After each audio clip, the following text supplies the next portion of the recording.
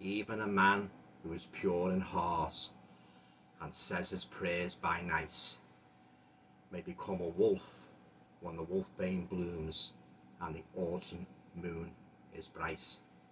Recognise that little rhyme, guys? Yes, that's right. It's from the 1941 Universal Wolfman movie starring the late great Lon Chaney Jr. And I think that's a really great way, to kick this video off, guys, don't you? Because in this video, I'm going to be talking about 10 things I love most about Lon Chaney Jr.'s Wolfman. So without further ado, let's just start with number 10. Before I do, I'd just like to make one honorary mention, and that goes to the late great Claude Rains, who played Sir John Talbot, Larry's father, so brilliantly and unforgettably. Yeah, I know, Claude didn't look all that much older than Chaney, but wow, could that man act. Okay then, guys, now let's now get into my top 10, and we will start at the bottom with number 10. Number 10, atmosphere. The Wolfman is a horror movie that absolutely oozes atmosphere. The eerie, moonlit, fog-shrouded forest where the Wolfman nocturnally prowls around, stalking his next victim, really enhanced the almost palpable feeling of fear and terror. Universal had a great knack for making all their monster movies look so good, so atmospheric, as they presented their creatures amid a real creepy backdrop, and the Wolfman is certainly no exception. The eerie musical scores also enhance the look of these movies brilliantly. No film studio can create a weird Never Never Land of horror quite like Universal can. So there you go, guys, that's number 10, and that is atmosphere.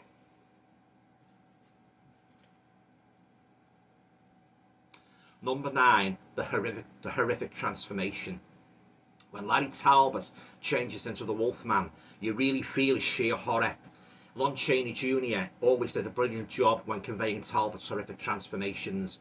And once the full moon rises and when the first hairs start creeping up Talbot's feet, legs, culminating in a complete transformation into a bloodthirsty creature of nightmares, you recoil in sheer terror as you thank God so much that you are not in Talbot's shoes, or should I say, paws.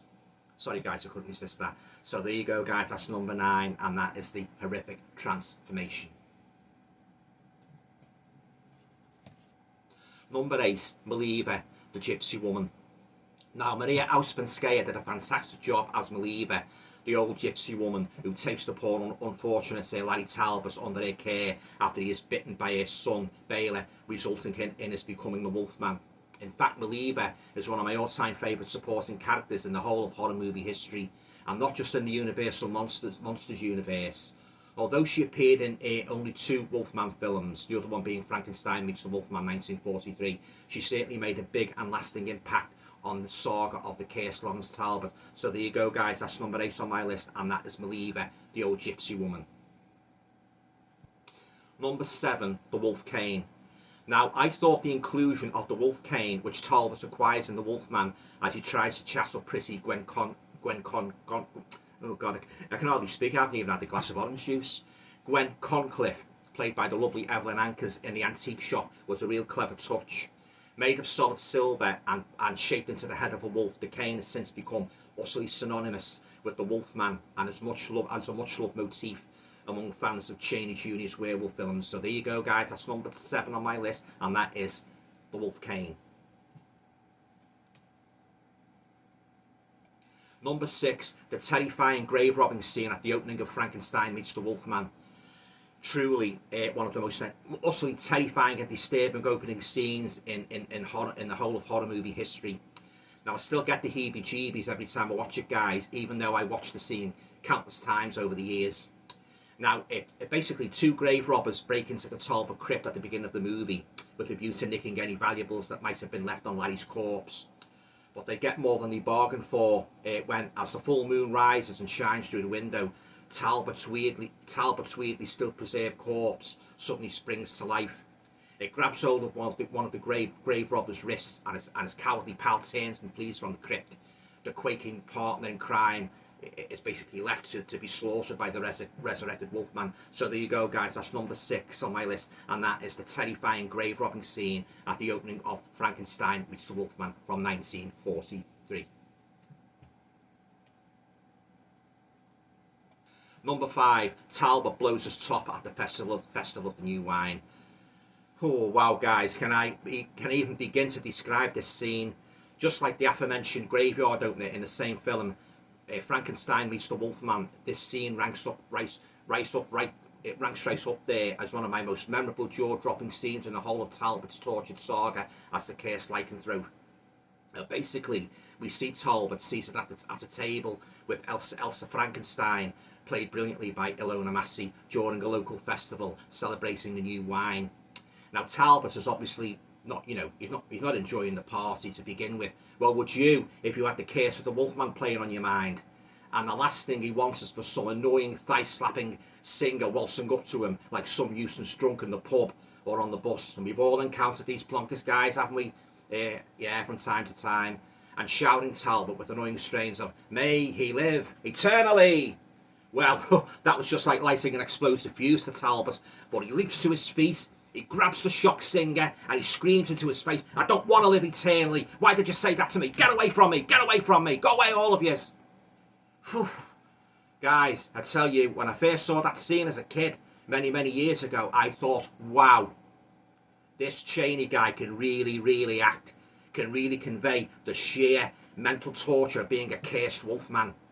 And many years later, guys, I still regard this scene as yet another fine example of how good Lon Chaney Jr. was in the horror role, which he just seemed born to play. Absolutely fantastic. One of the most memorable scenes in horror movie history. That is number 5, and that is Talbot blows his top at the Festival of New Wine from the movie Frankenstein Meets the Wolfman.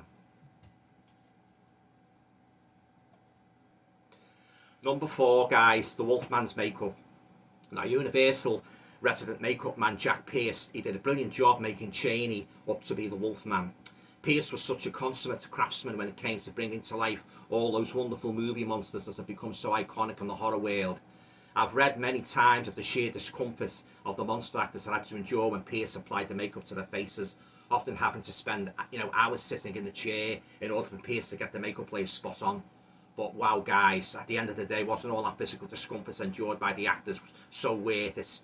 But if they hadn't bothered pulling them, if they hadn't bothered basically pushing themselves out like that, we might never have got the Wolfman, the Frankenstein monster, and all those other legendary horror characters that Universal gifted us.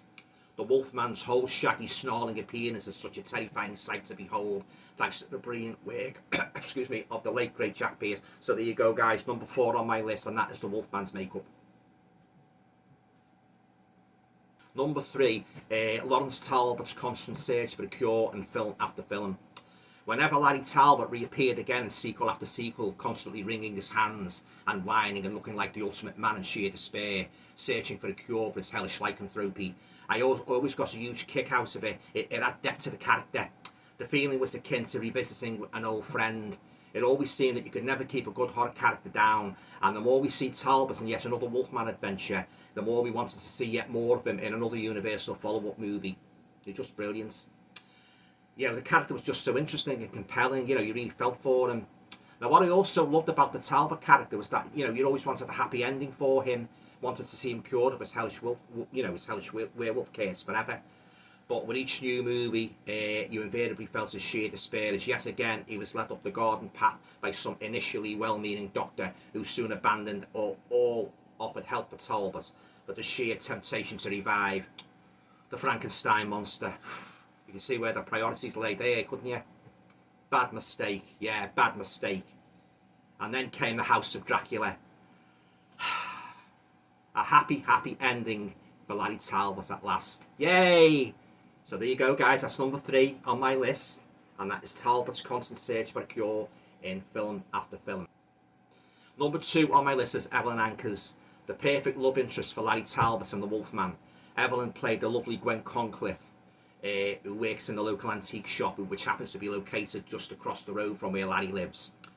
Now, he's first spotted her through a telescope. He was installed, fixing in his room. He becomes instantly smitten by this vision of beauty that appears through the lens, and he wastes no time in paying Gwen a visit in her antique shop with a view to fixing a date with her. But instead of walking away with the girl at that particular moment in the movie, he finally only walks away with the wolf cane. And we all know what happens after that, don't we? So there you go, guys. Number 2 on my list, and that is Evelyn Anchors. Finally, guys, we come to the number 1 favourite aspect of Lon Chaney Jr.'s Wolfman on my list. And making this the top choice was very, very easy for me, because I've talked about this feature many times, you know, in the past. I've discussed Chaney's werewolf movies, you know, extensively. So yes, my number 1 feature and my top 10 things that I love about Lon Chaney Jr.'s Wolfman is the ineffable sadness and pathos of Talbot's lycanthropic curse. He is one of the most tragic, and I mean tragic, figures in horror movie history. I mean, you know, what could be more heart-wrenching and disturbing than a man cursed with the horrific supernatural ailments of lycanthropy, uncontrollably turning into a bloodthirsty beast with each full moon, with only one desire in his mind: to kill again and again and again. And with no quick and easy cure at hand, and even more unsettling, the prospect that there never ever being a cure anywhere in the world. Dr. Frankenstein, anybody? Talbot must go on living and searching and hoping, yes, hoping that one day he will eventually be rid of his lycanthropic curse forever, either through death or through some sudden miraculous cure. And each time tragic Talbot popped up in sequel after sequel in those wonderful Universal movies, I grew even more sorry for him, guys, with each appearance, and hoped with him that, you know, he would eventually find peace, the peace he was so desperately seeking. Yes, granted, he did whinge a bit, but wow, was he such an entertaining whinger. One of the most entertaining whingers in horror movie history. The best whinging Wolfman, yeah, ever. So yeah, when it comes to playing a cursed Wolfman, nobody can quite do it like the late great Lon Chaney Jr. He should have won an Oscar for that performance. He was so good at it. A legend of horror. So there you go, guys. That's number 1 on my list. My all-time top 10 favourite things about Lon Chaney Jr.'s Wolfman, and that is the sadness and pathos of Talbot's curse. So there you have it, guys. That is my top 10 of things I love most about Lon Chaney Jr.'s Wolfman. Are you a fan of the Wolfman? If so, do you agree with me? Do you agree with some or all of the things I've mentioned here? Have you got a particularly favourite aspect of the Wolfman you'd like to discuss? Leave your comments down below. I could talk about the Wolfman and Universal Monster till the cows come home. You know, yeah, I really enjoyed this video. It's a video I've wanted to do for a long, long time. And, you know, the Wolfman's one of my all-time favourite movie monsters, along with Frankenstein and Dracula. Actually, they're my top 3 all-time favourite movie monsters. So, really, you know, love Larry Talbot's character in those Wolfman movies. Lon Chaney Jr. was the number 1 Wolfman for me. There's absolutely no question about it. He really got over the heartbreak and despair of being cursed, you know. It was a curse that was heaped on him through, you know, basically he didn't ask for it. He was defending a poor girl one night, you know, after visiting the local carnival, you know, the Gypsy Woman Sunday. Well, you know the story, guys, if you've seen the Wolfman. He killed the wolf, but, you know, it culminated in a very, very tragic, you know, case, you know, for poor Larry Talbot, yeah. Alright then, guys, that's it. You know, if you like the video, please feel free to share, subscribe, comment, and all going well. I'll be back again very, very soon with another video. See you all for now, and try to stay cool in this, this bloody hot weather. It's doing me bloody head in. See ya.